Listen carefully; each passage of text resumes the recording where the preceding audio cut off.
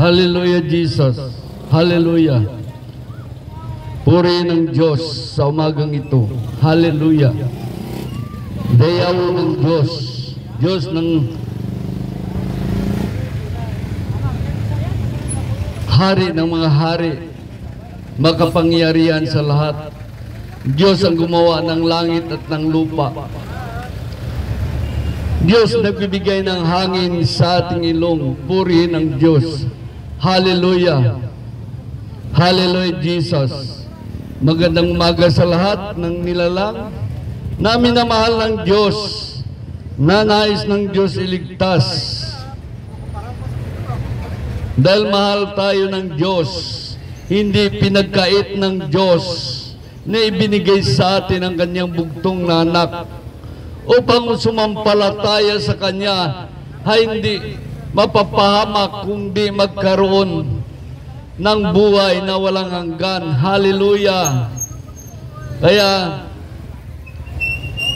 upang masunod natin ang Diyos, ating pag-aralan ang mga gawain ng tao na hindi kalooban ng Diyos. Maraming mga gawain ng tao na hindi kalooban ng Diyos, nagsasanhi ng pagkakasala sa Diyos, ang paggawa ng kasalanan, ang mga panukala ng tao sa bawat kasimbahan, mga doktrina ng reliyon, maraming mga bagay na hindi natin nalalaman. Ito hindi kalooban ng Diyos. Kaya maliwanag ang sabi dito sa Lucas chapter 16 verse 17. Kaya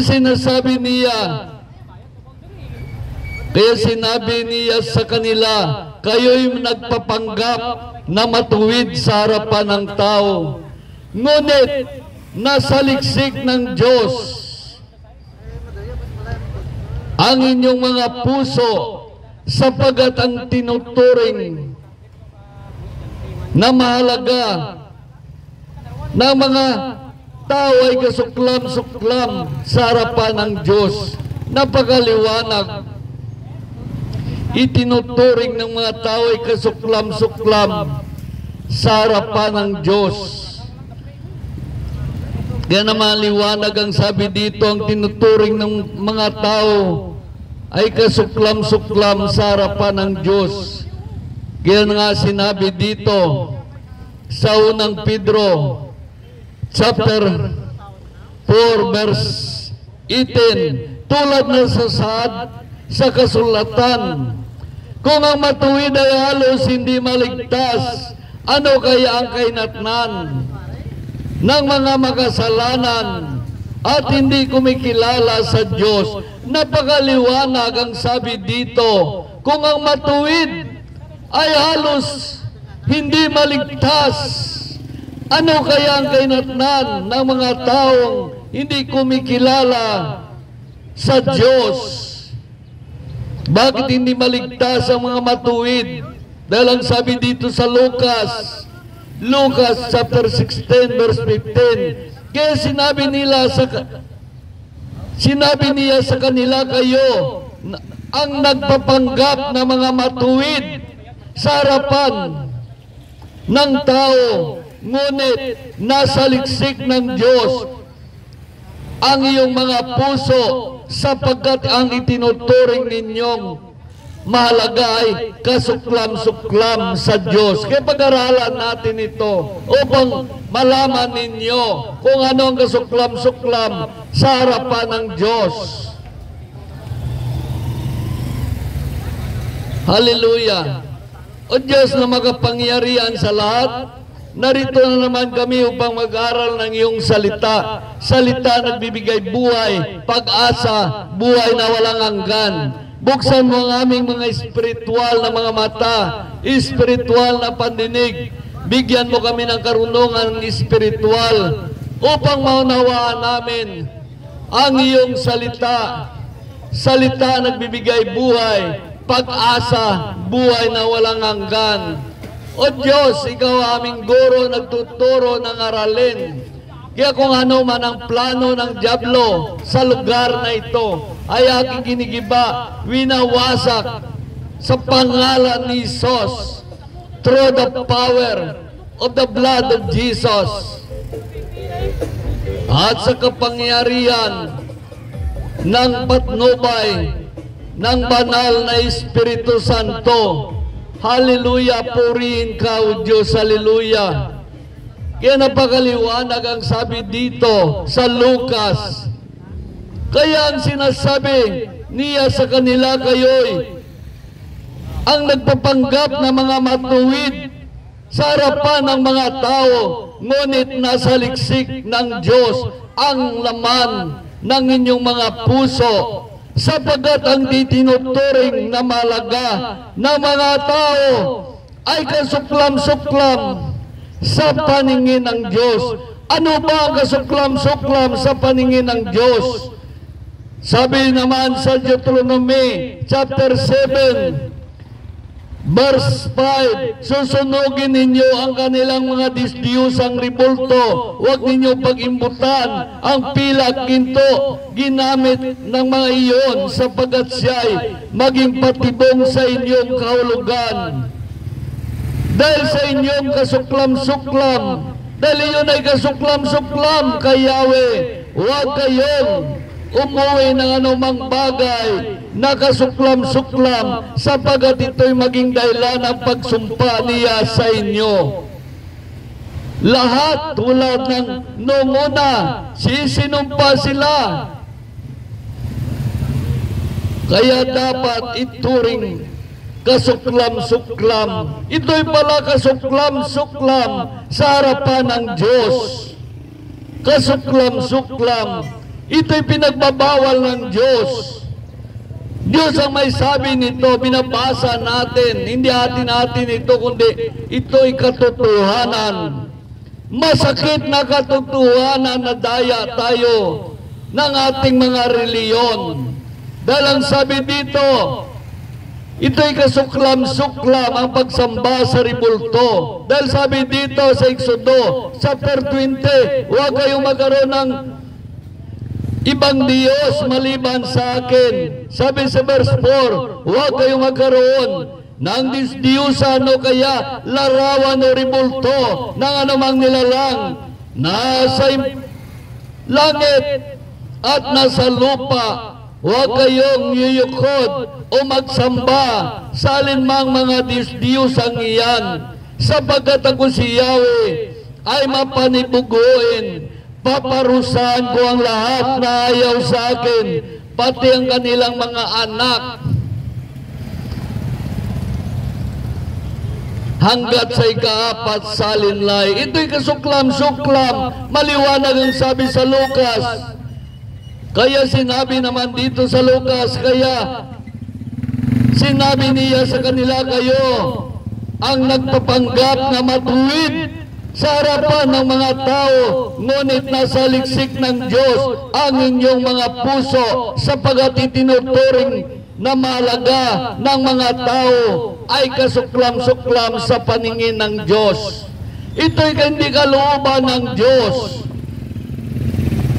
Pakinggan natin para malaman natin kung bakit naging kasuklam-suklam ito. Ito'y mga gawa lamang ng tao, mga programa lamang ng sanlibutan, na buong sanlibutan ay ito'y ginagawa nila. Ito'y hindi kalooban ng Diyos. Hindi ninyo alam ang inyong ginagawa dahil hindi kayo nagbabasa ng Biblia. Sunod-sunuran lamang kayo sa mga turo ng reliyon. Kaya napakaliit ang inyong kaalaman. Maliit pa ang inyong kaalaman, pinaglalabanan ninyo. Hindi nyo alam, ang Diyos ay napupuot sa mga taong lumalabag sa kanyang kalooban. Sabi dito, pati ang mahal na araw, hindi ito kalooban ng Diyos. Araw ng puso, hindi ang kalooban ng Diyos. Ito'y programa lamang ng sanlibutan. Mga pista ng patay, ito'y gawa-gawa lamang ng tao, gawa-gawa lamang ng mga doktrina ng reliyon. Hindi ito nais ng Diyos. Hindi ito kalooban ng Diyos. Kaya makinig kayo para mayroon kayong alam sa sinasabi ng Diyos. Kaya pati ang mahal na araw, dito tayo magsimula para malaman nyo kung ano ang mahal na araw. Mahal na araw ay pinagpaalala sa atin kung paano nila pinatay si Kristo. Pinapaalala sa atin kung paano nila nilapastangan ang Diyos. Ito ay isang ritual. At pagre-ritual kay Satanas upang lumakas ang kapangyarihan ni Satanas. Totoo yan. Itong mahal na araw, ano ba ang ginagawa ng mga tao? Nag-ritual sila kay Satanas. Totoo yan. Akala natin, tingnan mo, napakaganda. Lilibot nila ang mga ribulto. Ngunit, gawa ito ng mga tao na kulang sa kaalaman. Sabi sa Uzias, napahamak ang aking bayan dahil sa kulang ng kaalaman. Kulang ng kaalaman. Kaya napahamak ang mga tao. Akala nila ito ay sa Diyos. Ngunit, hindi nila alam. Ito pala. Gawa-gawa lamang ng tao. Gawa-gawa lamang ng tao upang ang mga tao ay magsunod-sunuran sa doktrina ng reliyon. Ito'y doktrina lamang ng reliyon. Ang ating ginagawa, sinusunod natin. Kaya maraming mga tao napapahamak dahil sa kulang ng kaalaman sa salita ng Diyos. Kulang sa kaalaman. Kaya sabi dito sa Episo chapter 2, verse 2, sabi dito, sinusunod ninyo noon ang masamang takbo ng sanlibutan at napailalim kayo sa prinsipi ng kasamaan, ang espiritong nag-aari sa mga taong suwael. Dati tayo kabilang sa mga ito na buhay ayon sa pita ng laman at sinusunod ang masamang hilig ng katawan at pag-iisip. Kaya sa ating likas na kalagayan, kabilang tayo sa mga taong kinapuputan ng Diyos. Kabilang ba tayo? Kaya makinig kayo, baka kabilang tayo sa mga taong kinapuputan ng Diyos. Dahil sabi dito sa Colosas chapter 2 verse 9-10, hindi sila nagpapasakop kay Kristo na siyang ulo, na may kapangyarihan sa buong katawan. Hindi sila nagpapasakop kay Kristo na may kapangyarihan sa buong katawan. Dahil sabi sa verse 20, namatay kayo kasama ni Kristo at wala nang kapangyarihan ang Espiritu. Naghahari sa sanlibutan. Bakit pa kayo sumunod sa alintuntuning tulad ng huwag umawak nito, huwag tumikin niyan, huwag ipon niyon? Ang mga ito'y utos lamang ng tao tungkol sa mga bagay na ubos sa biglang tingin. Tila nga mabuti ang ganitong pagsamba sa mga anghel.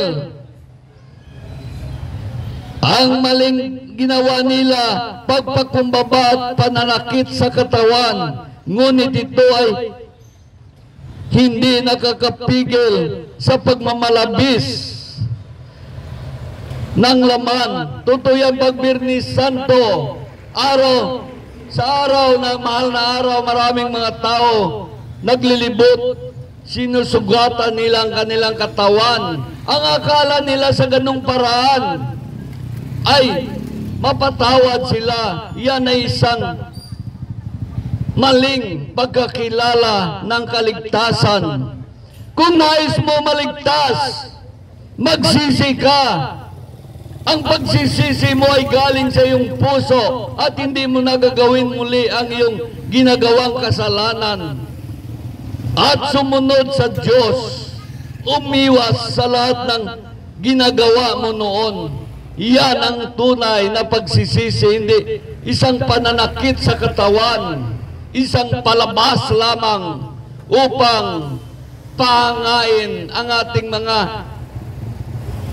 mangmang na kakilala na walang alam na sabihin nila, ang galing niya, Talaga, sugat-sugat yung nagpasikat lang siya. Totoo yan, nagpasikat yan.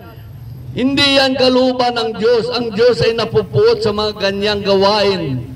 Bakit ang tao, ang gusto ng Diyos ay galing sa puso ng tao ang paggawa nito? Kaya maliwanag ang sabi sa Colosas chapter 2 verse 19, hindi sila nagpapasakop kay Kristo na siyang ulo. Hindi nagpapasakop kay Kristo na siyang ulo. Napakaliwanag. Kaya sabi dito sa Roma chapter 1, hallelujah, sabi sa Roma chapter 1, kaya sumasabay rin sa atin ang lingkod ng kadiliman. Gusto niya didistract ang salita ng Diyos. Kaya sige lang, ang Diyos nakatingin sa langit. Kaya nakita natin marami naman oras bakit tinatiming lagi sa pagwali natin. Dahil ito, ang tao na ito, kulang ito sa kaalaman. Hindi niya binigyan ng daan ang Diyos magsalita, magkwento sa mga tao na hindi niya gusto. Kaya darating ang araw rin ng iyong kapamakan. Tulad ka sa mga tao sa California na nagyayabang sa Diyos. Maraming mga tao na naglilingkod sa Diyos. Akala niya sa Diyos siya naglilingkod. Hindi. Sa reliyon. Maraming mga tao, ina-idol lang nila yung mga salita ng Diyos, hindi naman niya sinabuhay. Kaya ang tao ba na ito ay sinabuhay niyang salita ng Diyos? Kaya nakita natin, sabi sa Roma chapter 1, verse 21, kahit kilala nila ang Diyos, siya hindi nila pinarangalan bilang Diyos, ni pinasalamatan man, salip naghahaka sila ng mga bagay na walang kabuluhan at nadimla ng kanilang mga hangal na pag-iisip. Sila'y nagmamarunong, ngunit lumitaw na hangal. Nang talikdan nila ang kadakilaan ng Diyos na walang kamatayan at sinamba ang mga larawan ng mga taong na may kamatayan. Maliwanag, tinalikdan nila ang kadakilaan ng Diyos at pinalitan ng kasinungalingan. Parang magaling pa ang salita ng pastor kaysa salita ng Diyos. Parang magaling pa ang salita ng pare kaysa salita ng Diyos. Parang magaling pa ang salita ng ministro kaysa salita ng Diyos. Ito ba'y narinig niyo, sinabuhay ninyo? O nagpasikat lang kayo? Nagpakita-kita lang kayo para sabihin kayo sa Diyos? Kung sa Diyos kayo, pakinggan niyo ang salita ng Diyos. Dahil ang sabi dito sa 1 ay ganito, sa 1 chapter 8 verse 47, ang mula sa Diyos ay nakikinig ng salita ng Diyos.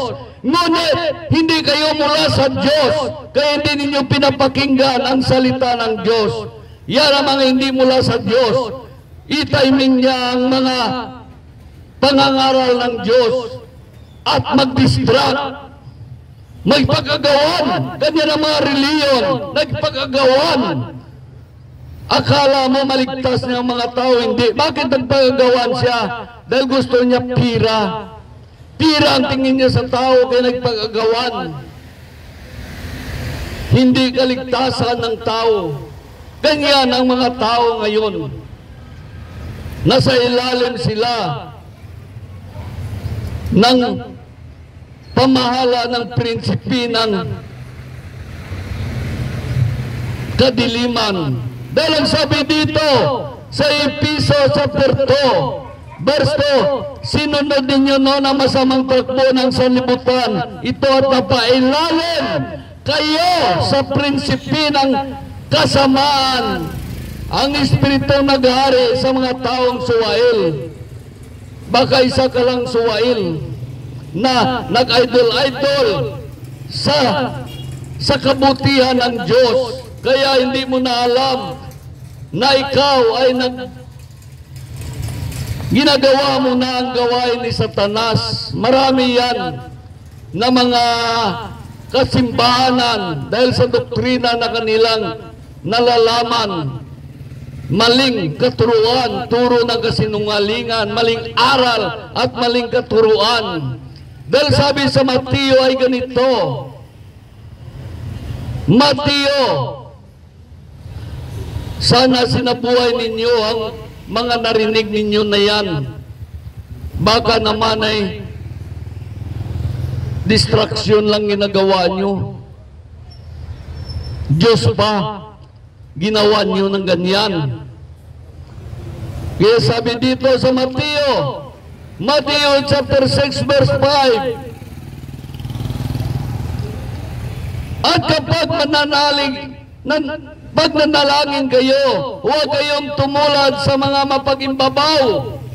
Mahilig sila manalangin ng patayo sa sinagoga, sa mga panukalang daan. Ano ito ibig sabihin, panukalang daan? Pag Birnis Santo yan, sa mga panukalang daan, nanalangin sila. Nanalangin sila. Sabi dito, mahilig sila manalangin patayo sa mga sinagoga at sa mga panukalang daan upang makita ng tao. Yan, pagkitang-kitang tao. Sige lang, sa sunod dyan na iharap sa inyo ang trumpa para magkaliwanagan tayo. Sabi naman dito sa verse 6, ngunit kapag manalangin ka, pumasok ka sa iyong silid at isara mo ang pinto, saka ka manalangin sa inyong amang hindi mo nakikita. Gagantihan ka ng iyong ama, nakakita sa kabutiang ginawa mo ng palihim. Sabi sa verse 7, sa panalangin ito'y huwag kayong gagamit ng maraming salita, gaya ng ginawa ng mga hintel, ng mga makasalanan. Ang akala nila'y pinapakinggan sila ng Diyos sa dami ng kanilang salita. Huwag ninyong silang tularan, sapagkat alam ng inyong Ama ang inyong kailangan bago pa ninyo hingin sa Kanya. Bago pa natin hingin sa Diyos, alam na ng Diyos ang ating pangangailangan. Alam na. Ngunit kahit ano pa hiling mo panalangin, kung marumi ang puso mo, ikaw ay gumagawa ng kasalanan, ang lahat na hiniling mo sa Diyos ay hindi yan ipagkaloob ng Diyos. Kaya tingnan mo, ito mga gawain na hindi kalooban ng Diyos, magprosesyon. Hindi yan kalooban ng Diyos. Dahil ang sabi dito sa Jeremias ay ganito. Kaya maraming mga tao na wala namang alam sa Biblia. Kaya minsan hindi nila alam kung ano ang palagahan nila. Sabi dito sa Jeremias chapter 10, ito'y kasuklam-suklam sa harapan ng Diyos ang kanilang ginagawa. Sabi sa Jeremias chapter 10, verse 3, ang dinidiyos nila ay hindi maasahan, isang punong kahoy pinutol sa gubat, nililok ng dalubhasang kamay, at pinalamutian ng ginto, pilak, at minamartilyo at pinapakuan upang hindi mabuwal. Ang mga Diyos na ito ay animoy panakot. Animoy panakot ng ibon sa gitna ng bukid at hindi nakapagsalita. Pinapasan pa sa kanilang balikat pagkat hindi makakalakad. Huwag kayong matakot sa kanila, sapagkat hindi sila makagawa ng masama at hindi rin sila makagawa ng mabuti. Manapay sila'y hangal at mangmang. May ituturo ba ang mga disdiyosang kahoy sa kanilang disdiyosang binalutan ng pilak at galing ng Tarsis at ang ganitong mula sa upas ginawa ng mga bihasang panday. Pagkatapos ay binisa ng kulay ube at granate na hindi nainabi ng mahusay na manghabi. Kaya nakita natin, yan ang mga ribulto yung ginagawa ito. Hindi ba ninyo alam ang gumagawa nito? Mga iba yan, mga alasinggo. Yung iba yan, mga masamang tao gumawa ng ribulto, mga adik. At katapos, may katangian gumawa niyan, katapos sinamba naman natin. Ibininta sa atin, nagpagpiraan pa tayo. Kaya nakita natin ang ating hindi tamang pagkakilala sa Diyos at pagsunod sa Diyos. Kaya sabi dito sa Mateo chapter 23, sabi sa Mateo chapter 23, ay ganito naman ang sinasabi sa Mateo chapter 23. Verse 13, saba ninyo mga iskriba at mga parisiyo, mga mapagimbabaw, hinadlangan ninyo ang mga tao upang hindi sila mapagarian ng Diyos. Ayaw ninyong pasasakop sa paghari ng Diyos. Sabi sa verse 14, hinadlangan pa ninyo ang ibig magpasakop. Yan isang paghadlang. Sabi sa verse 14, saba ninyo mga iskriba at mga parisiyo, mapagimbabaw, inuubos ninyo ang kabuhayan ng babaeng balo, at kinakasangkapan ninyo ang pagdarasal ng mahaba, dahil dito lalo pang bibigat ang parusa sa inyo. Kaya ano ba itong pagdarasal na mahaba? Ito isang rosaryo. Isang pagdarasal na mahaba, dahil dito lalo pang bibigat ang parusa sa inyo. Saba ninyo mga iskriba at mga parisiyo mapagimbabaw, nilalakbay ninyo ang karagatan at ginagalugad ang buong daigdig. May kayat lamang kayo ng kahit isang hintel, isang makasalanan sa at kung may kayat na ginawa ninyong masaul pa kaysa inyo, kaya naging ibayo ang dahilan upang siya'y parusahan sa impyerno. Sino ba ito naglakbay sa karagatan? Si Magellan. Si Magellan naglakbay sa karagatan. Nung pinatay si Kristo, pinatay ang mga apostol, pinatay ang mga sumusunod sa kanya at mga propeta. Sila'y naglakbay sa karagatan hanggat nakarating dito sa Pilipinas at pinasamba kayo sa ribulto.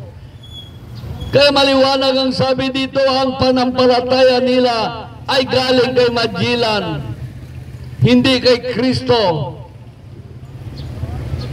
Si Magellan ay naglakbay ng karagatan. Siya ang binabanggit dito sa banal na aklat. At hindi ninyo alam ang banal na aklat, ay hindi ninyo ito alam.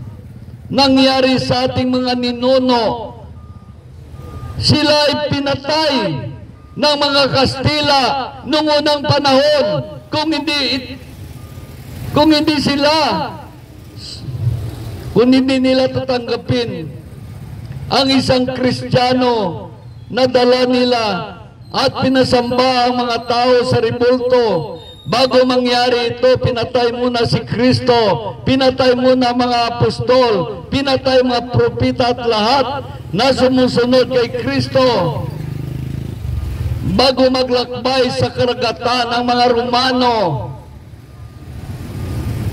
Kaya ang ating pagka-Kristiyano ay buhat kay Magellan at hindi galing kay Kristo.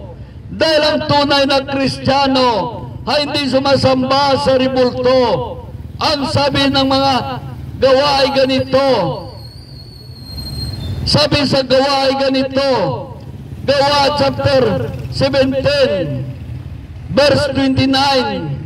Yaman tayo mga anak ng Diyos, huwag nating akalain na siya tulad ng larawang ginto. Huwag natin akalain ang Diyos tulad ng larawang ginto, pilak bato kahoy, pawang likha ng isip at kamay ng tao. Yan ba ang ating Diyos? Sabi dito, kung tayo ay mga anak ng Diyos, huwag nating akalain na siya tulad ng larawang ginto, pilak bato, kahoy, ribulto, na pawang likha ng kamay at isip ng tao. Kaya ito'y kasuklam-suklam sa harapan ng Diyos. Pinasunog ito ng Diyos. Kaya sabi dito, kung paano pinasunog ng Diyos ang mga ribulto. Sabi sa Deuteronomy chapter 7 verse 25, sunugin ninyo kanilang mga disdiyos ang ribulto. Huwag ninyong pag-imbutan ang mga pilak ginto ginagamit ng mga iyon, sapagat iyan ang patibong ng inyong kahulugan, dahil iyon ay kasuklam-suklam kay Yahweh. Sabi sa verse 26, huwag kayong mag-uwi ng anumang bagay na kasuklam-suklam, sapagat iyon ang maging dahilan ng pagsumpa niya sa inyo. Iyon ang maging dahilan ng pagsumpa sa inyo. Sumpa hanggat sa ika-4 salinlay. Kaya dapat ituring nakasuklam-suklam. Napakaliwanag ang sabi dito. Napakaliwanag. Kaya ang sabi naman dito sa Deuteronomy chapter 5 verse 7, huwag kayong magkaroon ng ibang Diyos maliban sa akin. Huwag kayong gagawa ng larawan ng anumang nasa langit, nasa lupa upang sambahin. Huwag kayong maglingkod sa uyukuran, sapagkat ako si Yahweh ay mapanibuguin. Paparusahan ko ang kasalanan ng mga magulang na mumuhi sa akin. Sisingilin ko sila sa kanilang mga anak hanggat sa ika-4 salinlay. Kaya ating mga ginagawa ay sisingilin tayo ng Diyos. Pag namatay tayo, sisingilin tayo, hindi lang tayo, pati ang ating mga anak. Hindi lang mga anak natin, pati ang mga apo natin sisingilin ng Diyos dahil sa iyong kasalanan sa Diyos. Hindi lang mga apo natin, pati anak ng apo natin. Yan ibig sabihin, na 4 salinlay. Ito naman, kaya nakita natin ang inyong panampalataya hindi galing kay Kristo. Ito'y galing kay Magellan na inyong panampalataya. Nilakbay ni Magellan sa utos ng mga Romano ang karagatan at napadpad sila sa Pilipinas at pilit tayo ginawang Kristiyano at pasimbahin sa ribulto. Kaya ang ating pagka-Kristiyano ay buhat sa pagkatakot kay Magellan na tayo ay patayin kung hindi sumunod sa Kanya. Kaya ang ating pagka-Kristiyano ay galing lang talaga kay Magellan, hindi kay Kristo. Kaya mga turo natin nila ay hindi tama, mga mali. Hindi kalooban ng Diyos ang kanilang pinapagawa sa mga tao. Maraming hindi alam ang history. Minsan, pinaglalaban pa nila. Sabi nila, dito ako pinanganak, dito rin ako mamatay. Tama, doon ka nga mamatay pag ganyan ang ating prinsipyo. Doon ka mamatay sa isang kasinungalingan. Alam ba natin ang ibig sabihin ng Kristiyano? Ang Kristiyano ay sumunod ni Kristo. Sumusunod ba tayo kay Kristo? Sumusunod ba tayo kay Kristo? Nasabi natin, Kristiyano kami. Sumusunod ba tayo kay Kristo? Kaya sabi dito sa unang 1, ay ganito ang sinasabi sa unang 1. Chapter 2, verse 2, ay ganito. Sapagkat si Kristo ang naghandog sa ikapatawad ng kasalanan natin at kasalanan din ng lahat ng tao. Nakakatiyak tayong nakilala natin ang Diyos kung sinusunod natin ang kanyang mga utos. Ang nagsasabi na kilala ko siya, ngunit sinuway naman ang kanyang mga utos, ay isang sinungaling at wala sa kanya ang katotohanan. Ngunit ang tumutupad sa salita ng Diyos ay umibig sa kanya ng wagas. Ganito natin malaman, dito natin malaman na tayo ay sa kanya. Ang nagsasabing nanatili siya sa Diyos ay dapat mamuhay tulad ng pamumuhay ni Kristo Jesus. Napakaliwanag.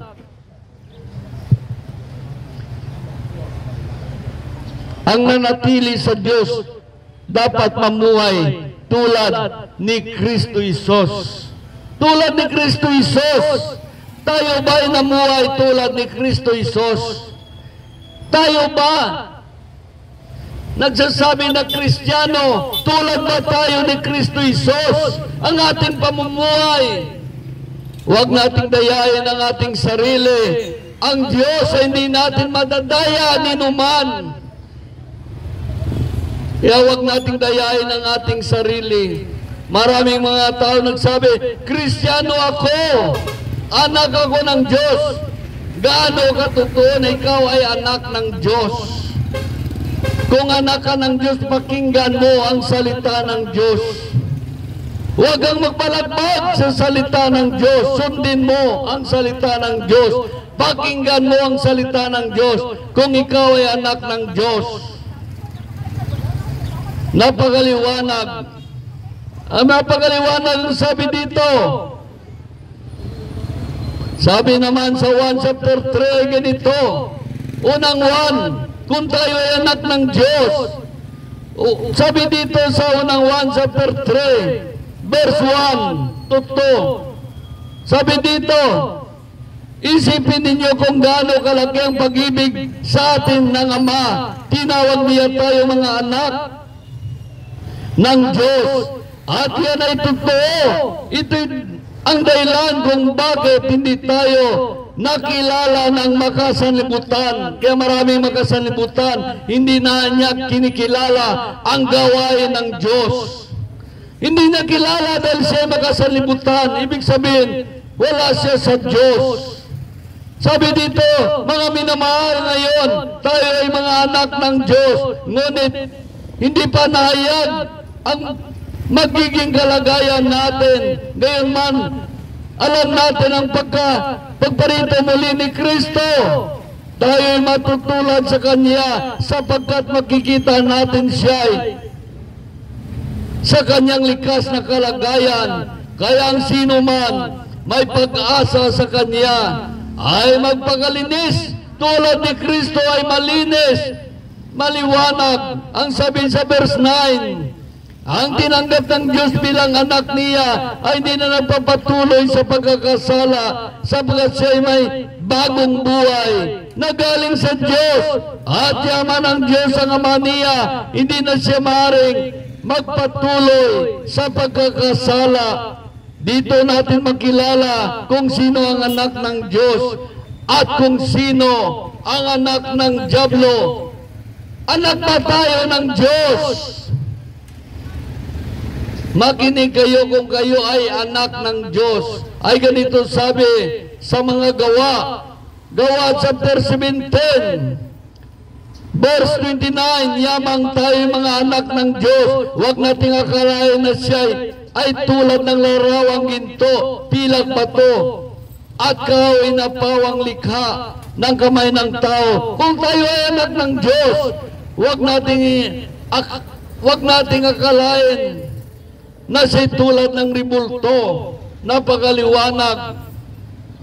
Kaya sabi sa 1 chapter 5 ay ganito, sabi sa unang 1 chapter 5 verse 18 ay ganito ang sinasabi sa atin. Alam natin ang mga anak ng Diyos ay hindi nagpapatuloy sa pagkakasala sapagkat iniingatan sila ni Kristo Jesus. At hindi sila maaaring anihin ng dyablo. Alam natin tayo anak ng Diyos at ang buong sanlibutan ay nasa kapangyarihan ng dyablo. At nalaman natin na parito ang anak ng Diyos. At bibigyan niya tayo ng pagkaunawa upang makilala natin ang tunay na Diyos. At tayo nasa tunay na Diyos sa kanyang anak na si Jesucristo. Ito ang tunay na Diyos na buhay na walang hanggan at buhay na walang hanggan. Kaya mga anak, lumayo kayo sa mga Diyos-Diyosan. Napakaliwanag ang sabi ng Diyos. Dahil anak tayo ng Diyos, dapat simbahin mo ang Diyos sa Espiritu at katotohanan. Sapagat ito ang hinahanap ng inyong Amang nasa langit, na sambahin siya sa Espiritu at katotohanan. Dahil ang sabi dito sa 1 chapter 4 ay ganito ang sinasabi sa 1 chapter 4 verse 24, ang Diyos ay Espiritu, kaya dapat siyang sambahin sa Espiritu at katotohanan. Ang Diyos ay Espiritu, kaya dapat siyang sambahin sa Espiritu at katotohanan. Kaya sabi sa verse 22, hindi ninyo kilala ang inyong sinasamba. Hindi ninyo kilala ang inyong sinasamba. Ngunit kilala namin ang aming sinasamba, sapagat ang kaligtasan ay galing kay Kristo. Ngunit dumating ng panahon, ngayon na nga, na ang mga tunay na sumasamba sa Ama ay sumasamba sa Kanya sa Espiritu at katotohanan. Ito pala ang tunay na sumasamba sa Amang nasa langit. Sambahin siya sa Espiritu at katotohanan, hindi sa ribulto. Sabi dito, ang tunay na sumasamba sa Ama ay sumasamba sa Kanya sa Espiritu at katotohanan, sapagat ito ang hinahanap ng Ama, na sumasamba sa Kanya. Ito ang hinahanap ng Diyos sa mga tao, kung paano magsamba. Kung paano magsamba sa Diyos. Sambahin ang Diyos sa Espiritu at katotohanan. Yan ang tunay na pagsamba sa Diyos. Sinasamba natin ang Diyos sa Espiritu at katotohanan. Kayo ba? Sumasamba kayo sa Espiritu at katotohanan? Ngunit umarap kayo sa ribulto. Umarap kayo sa ribulto. Hindi dapat tayo makondinto na bilang isang Kristiyano lamang. Dapat hanapin ninyo ang katotohanan at gagawin ninyo na bilang isang anak ng Diyos. Dapat maging anak kayo ng Diyos. Hindi lang na Kristiyano ang tawag sa inyo. Dapat isa na kayong anak ng Diyos. Dahil ang sabi dito sa mga Gawa, chapter 17, yaman tayo mga anak ng Diyos, huwag nating akalain na siya ay tulad ng larawang ginto, pilag bato, na pawang likha ng isip at kamay ng tao. kinapakaliwanag. Kaya sabi dito sa Jeremias chapter 2 verse 5, sinabi ni Yahweh, ano ba ang nagawa kong kamalian? At ako'y tinalikdan ng inyong mga magulang, tinalikdan ninyo ako, at sumamba kayo sa walang kabuluhang Diyos-Diyosang ribulto. Kaya sila'y maging walang kabuluhan din. Kaya maging walang kabuluhan tayo, sisimba sa ribulto. Kaya nakita natin dahil wala tayong kabuluhan, may anak tayo na pipi. Bakit pipi? Kasi ang ribulto hindi makapagsalita, yan isang sumpa. Bakit may anak tayo na bulag? Dahil ang ribulto ay hindi makakita. Bakit may anak tayo bingi? Dahil ang ribulto hindi makarinig. Bakit may anak tayo hindi makalakad? Dahil ang ribulto ay hindi makalakad. Bakit may anak tayo may diferensya? Dahil nakita ang ribulto ay wala yung utak. Ganyan. Maging katulad tayo ng ribulto. Maging walang kabuluhan ang ating buhay. Kaya ito lagi namin pinangaral. Ito isang saway. Ito isang turo. Ito isang babala ng Diyos. At hindi niya gusto na dapat nyo malaman upang kayo ay maligtas. Dahil kapag hindi nyo alam at ito ginagawa nyo, mapapahamak na kayo. Kaya ito pinangangaral natin. Dahil mahal kayo ng Diyos, nais ng Diyos iligtas kayo. Kung pakinggan nyo at sundin ang kanyang salita. Ngunit kapag hindi naman ninyo sinunod, ay katulad lamang kayo sa mga tao sa California na mayabang, pinagyabangan nila ang Diyos at nilapastangan ng Diyos. Nakita natin. Hallelujah. Kaya maraming mga tao naglapastangan sa Diyos. Baka may naglilibot-libot dito, may darang supot. Yan lumalabag sa kalooban ng Diyos. Kaya pwede ninyo yan pauli. Reklamo, dalhin sa police station. At reklamo, sabihin mo na luloko ito.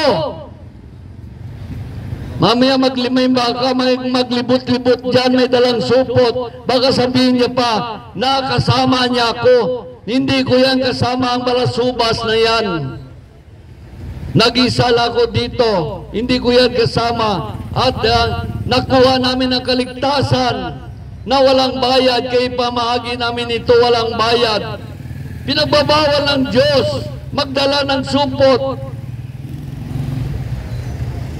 Kaya sabi dito sa Lucas chapter 10 verse 4, huwag kayong magdala ng lukmutan o supot. Huwag kayong magdala ng lukmutan o supot. Bakit na nilalabag nila ang Diyos? Sinabi ng Diyos, huwag kayong magdala ng lukmutan at supot.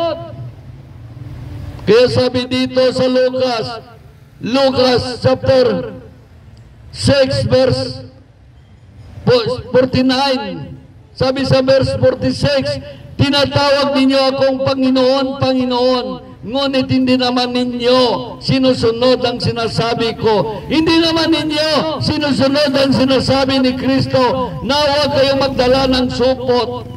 Kaya doon sa simbahan nagawali ako, tapos ko wali, may naglibot doon sa harapan ko, may dalang supot. Kaya pinagbawalan ko siya. Sabi ko, respeto lang. Kung doon ka nagawali sa loob, doon ka lang maglibot, huwag mo nang libutin ang sarapan ko, baka sabihin nila, kasama kita. Ito mga tao na itong sumira ng pangalan ng born again upang hindi respetuhin ng tao ang born again. Nagpapakilala din silang born again. Kaya baka may maglibot-libot dito, may dalang supot, sabihin na kasama ko siya, hindi ko siya kasama. Ipauli sa pulis. Nanluluko yan. Dito hindi ko yan paintulutan sa akin na may maglibot-libot, may dalang supot.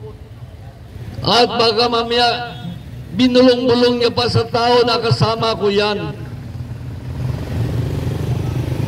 Kaya pinagbabawal dito. Hindi lang ako nagbabawal, kundi ang Diyos mismo nagbabawal. Dahil ang sabi dito, huwag kang magdala ng supot o lukbutan. Kaya yan ay hindi kalooban ng Diyos. Hindi ang kalooban ng Diyos. Ang kalooban ng Diyos, ipangaral ang kanyang salita. Ipayag ang kanyang salita. Bakit kailangan ipayag ang kanyang salita? Upang marinig ng mga tao ang kanyang salita. Dahil ang kanyang salita lamang ang makapagbabago sa atin. Kaya ang sabi dito sa unang Korinto chapter 5, ay ganito naman sinasabi sa unang Korinto chapter 5,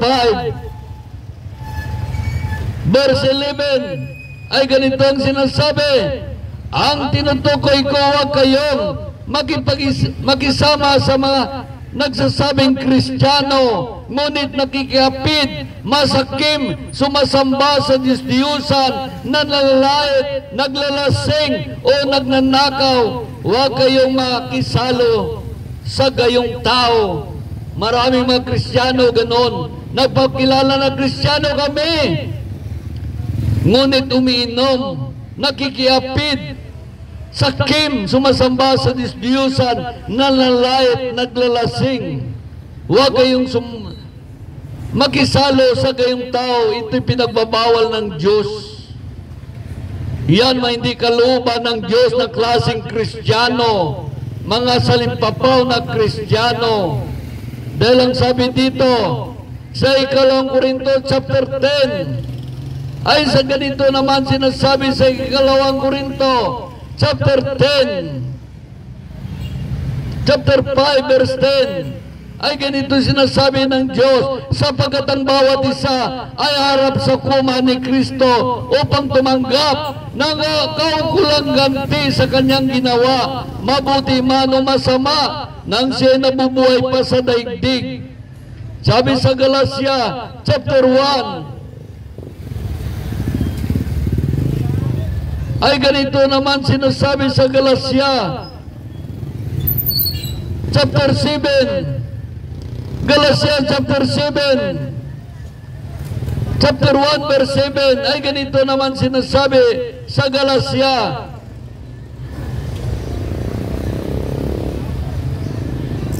Ang totoo walang ibang mabuting balita, lamang may nanliligalig sa inyo at nagsisikap na baguhin ang mabuting balita tungkol kay Kristo. Ang sabi sa verse, maging kami o isang anghel man, mangaral ng iba kaysa mabuting balita, ipinangaral namin pagkasumpahin siya. Ang sabi sa verse 9, sinasabi namin at inuulit ko, kung ang may mangaral sa inyo ng iba kaysa mabuting balita, tinanggap namin pagkasumpahin siya. Kaya sabi dito sa Mateo chapter 24, ay ganito naman sinasabi sa kailangan ipahayag ang salita ng Diyos. Dahil sabi dito sa Mateo chapter 24 verse 14, at ipangaral sa buong sanlibutan ang mabuting balita tungkol sa paghahari ng Diyos upang ito'y makilala ng lahat ng bansa at darating ang wakas. Darating ang wakas. Kaya ito inuutos ng Diyos. Inuutos ito ng Diyos na ipangaral ang kanyang salita. Kaya sabi naman sa Mateo, ay ganito naman sinasabi sa Mateo chapter 28 verse 19, kayang mayo kaya't gagawin ninyong alagad ko ang lahat ng bansa, bautismuhan ninyo sa pangalan ng Ama, ng Anak at ng Espiritu, at turuan sumunod sa lahat ng pinag-utos ko sa inyo. Ito ay pinag-utos ng Diyos. Hindi ito nga gumawa lang tayo ng atin-atin lang, gimmick-gimmick lang, hindi. Sinunod namin ang Diyos dahil ito ay inutos ng Diyos. Napakalagang ang salita ng Diyos. Kaya sabi sa 2 Korinto chapter 5, ay ganito, verse 15, namatay siya para sa lahat upang mga nabubuhay ngayon ay huwag nang mabuhay para sa sarili, kundi para kay Kristo na matay at muling nabuhay para sa atin. Napakaliwanag. Kaya ang sabi dito sa verse 17 ay ganito, kaya ang sino man nagipag-isa kay Kristo ay isa ng bagong nilalang, wala na dating pagkatao, siya bago na. Ang sabi naman sa verse 20, kaya ako sinugo ni Kristo, parang Diyos na rin na manhik sa inyo sa pamagitan ko. Kaya ako sinugo ni Kristo upang parang Diyos na rin ang namanhik sa inyo sa pamagitan ko. Hallelujah! Kaya sabi naman sa 1 ay ganito, 1 chapter 20 ay ganito naman sinasabi sa atin upang malaman ninyo ito'y inutos ng Diyos, mangaral kami. Sabi dito sa 1 chapter 20 ay ganito ang sinasabi. Verse 21, sinabi naman ni Jesus, suma sa inyong kapayapaan. Kung paano sinugo ako ng Ama, gayon din naman sinusugo ko kayo. Kaya ito'y sugo ng Diyos. Maliwanag. Kaya sabi sa Matthew chapter 7 verse 21, hindi lahat tumatawag sa aking Panginoon, Panginoon ay makapasok sa karyan ng langit, kundi yun lamang sumusunod sa kalooban ng Amang nasa langit. Ang sumusunod lamang sa kalooban ng Amang nasa langit ang siyang maliligtas. Tayo ba sumusunod sa Diyos? Sinabi ng Diyos, huwag tayo sumamba sa ribulto. Sumamba man tayo. Huwag tayo, sabi ng Diyos, huwag tayo gumawa ng kasalanan. Gumawa man tayo ng kasalanan. Sabi ng Diyos, pakinggan mo ang aking salita at mag-aral ka. Pinakinggan ba natin ang salita ng Diyos? Minsan lang dito nahayag sa dalipi, isang bisis lang sa isang linggo. Pinakinggan ba natin, no? Kaya walang hiya pa natin ang mga pahayag ng Diyos. Tingnan mo sarili mo kung ikaw ay sa Diyos. Hindi ka makapagantay, marami pa namang oras. Magpagawa ka ng drama mo, isabay mo pa. Kaya ikaw ba sa Diyos? Kaya tingnan mo sarili mo. Hindi ka na nahiya sa Diyos na katingin sa iyo habang pinapayag ang salita ng Diyos. Nagdidistract ka. Naninira ka.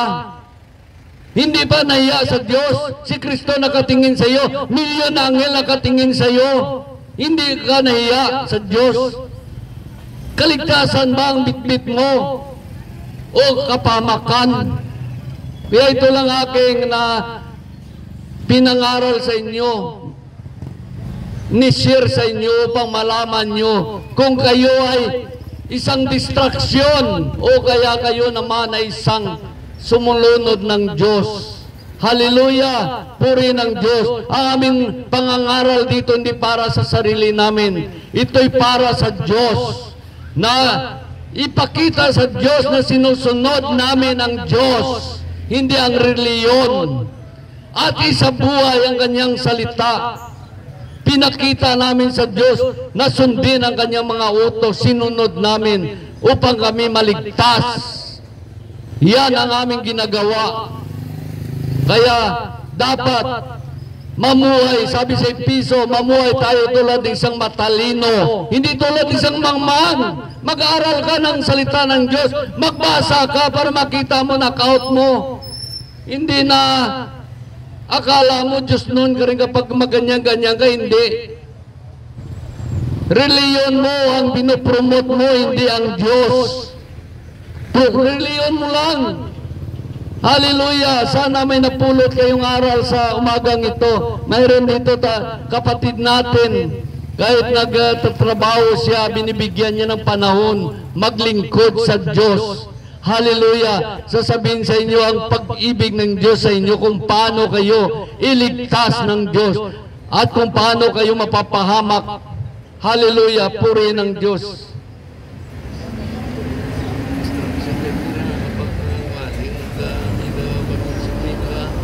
Wali mo dyan sa